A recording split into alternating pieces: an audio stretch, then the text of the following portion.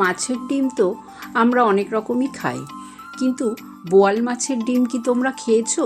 যদি বোয়াল মাছের ডিম না খেয়ে থাকো তাহলে একবার এইভাবে বোয়াল মাছের ডিমের রেসিপি বানিয়ে ফেলো, ভীষণ ভালো লাগে খেতে। নমস্কার বন্ধুরা, কল্পনার রসনা ঘরে সবাইকে স্বাগত জানিয়ে তোমাদের সাথে শেয়ার করব বোয়াল মাছের ডিমের ঝোল, যেটা বানানো তো সহজ আর খেতে অত্যন্ত সুস্বাদু হয়। তোমরা যদি একবার এইভাবে ডিমের ঝোল বানাও, এই ডিমের প্রেমে পড়ে যাবে। বোয়াল মাছের ডিম নিয়েছি, একদম কিন্তু টাটকা, ওজন হিসাবে 700 গ্রাম, বেশ বড়ই আছে। আর আমি এই ঝোলের জন্য বড় বড় দুটো আলু কেটে রেখেছি, একটা বেগুন, নোটে ডাঁটা আর কাঁঠালের দানা অর্ধেক করে কেটেছি, 7-8টা কাঁচা লঙ্কা। ডিমটাকে প্রথমে সেদ্ধ করে নিতে হবে, তার জন্য একটা কড়াইতে নুন দিয়ে জল গরমটা বসিয়ে দিয়েছি। জলটা ভালো মতন ফুটলে তবেই কিন্তু এই বোয়াল মাছের ডিম দিতে হবে।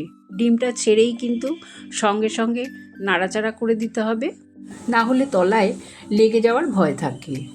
উল্টিয়ে পাল্টিয়ে ডিমটাকে আমি একটু নাড়াচাড়া করে দিলাম। আর মাঝখান থেকে যদি একটু কেটে কেটে দাও তাহলে কিন্তু ডিমটা আরোই ভালো সেদ্ধ হয়।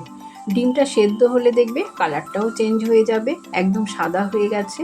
তবে ডিমটা কিন্তু আমি একদম শক্ত করে সেদ্ধ করব না, একটু নরম অবস্থাতেই নামিয়ে নেব। কড়াইতে সর্ষের তেল গরম করতে দিলাম, প্রায় 7 থেকে 8 চামচ সর্ষের তেল দিয়েছি, কারণ তেলটা একটু বেশিই দিতে হবে। আর সর্ষের তেলেই ডিমের ঝোলটা রান্না করবে। 2টো তেজপাতা, 2টো শুকনো লঙ্কা, 1/2 চামচ কালো জিরে, 1/2 চামচ সাদা জিরে, 2 রকম জিরেই ফোড়নে দিলাম। ফোড়নের সুন্দর গন্ধ বেরোলে প্রথমে আমি আলুগুলোকে দিয়ে দেবো। আলুগুলো কিন্তু দেখো একটু মোটা মোটা লম্বা করেই কেটেছি। আলুগুলো দিয়ে খুব ভালো করে ভেজে নেব। আলুগুলো ভেজে নিলে ঝোলের আলুগুলো কিন্তু খেতে ভালো লাগে। আলু ভাজা হয়ে গেলে আমি কেটে রাখা বেগুন, নোটে ডাঁটা, কাঁঠালের দানা, কাঁচা লঙ্কা দিয়ে দিলাম। সব কিছু দিয়ে তেলের মধ্যে আর একটু ভেজে নেব। হালকা ভাজা হয়ে গেলে আমি পরিমাণ মতো নুন দিয়ে দিলাম। নুনটা কিন্তু আমি একটু বেশিই দিলাম, যেহেতু ডিমের ঝোলটা একটু বেশি পরিমাণে করব। দিয়ে দিলাম 1 চামচ ভর্তি করে হলুদ গুঁড়ো আর 1 চামচ লঙ্কার গুঁড়ো, কারণ ডিমের ঝোলটা একটু বেশিই হবে, সেই পরিমাণ আমি হলুদ লঙ্কার গুঁড়ো দিয়ে দিলাম। একটু নাড়াচাড়া করে নেব, মশলাগুলো যাতে পুড়ে না যায়। আমি ছোটো বাটির 1 বাটি জল দিয়ে দিলাম, প্রায় চায়ের কাপের 1 কাপ মতন হবে। জলটা দিয়ে ভালো করে আবারও নাড়াচাড়া করে নেব। হাই ফ্লেমে 4-5 মিনিট এইভাবে নাড়াচাড়া করে তারপরে গ্যাসের ফ্লেমটা একদম লোতে করে ঢাকা দিয়ে রেখে দেব, যতক্ষণ না আমার এই সবজিগুলো গলে যাচ্ছে। 10 থেকে 12 মিনিট পর ঢাকনাটা খুলে তোমাদের দেখাচ্ছি। দেখো সবজিগুলো কত সুন্দরভাবে মজে গেছে আর মশলা থেকে সুন্দর তেলও ছেড়ে দিয়েছে।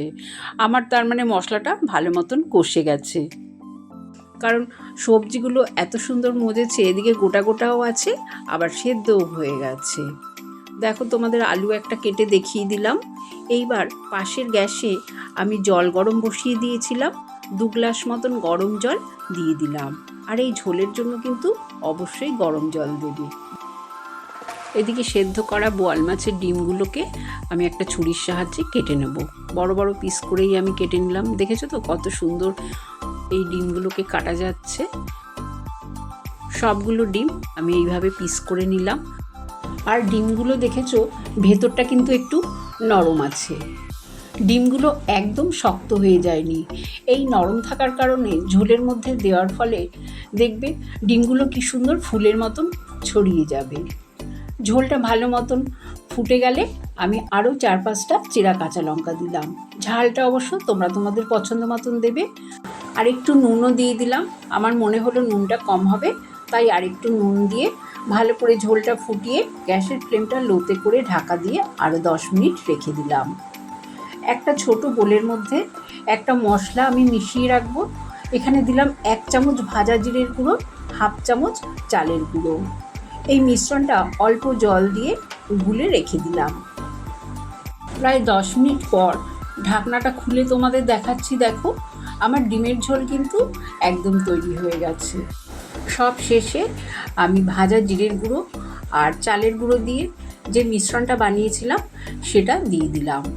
আর এই মিশ্রণটা দেওয়ার সময় কিন্তু গ্যাসের ফ্লেমটা হাইতে রাখতে হবে, নাহলে চালের গুঁড়ো অনেক সময় দলা পাকিয়ে যায়। এই মিশ্রণটা অবশ্যই তোমরা দেবে, কারণ ভাজা জিরের গুঁড়ো দিলে ঝোলের স্বাদটাও বেড়ে যাবে, আর চালের গুঁড়োটা দেওয়ার কারণে ঝোলটা একটু আঠালো হবে। গ্রেভিটা বেশ ঘন ঘন হয়ে গেছে। এবার আরও 5-7 মিনিট ঝোলটা এইভাবে ফুটিয়ে গ্যাসের ফ্লেমটা আমি বন্ধ করে দিলাম। তারপরে তোমাদের আমি একটা বোলের মধ্যে সার্ভ করে দেখিয়ে দিচ্ছি। দেখো ডিমের ঝোলটা দেখতে কতটা লোভনীয় হয়েছে।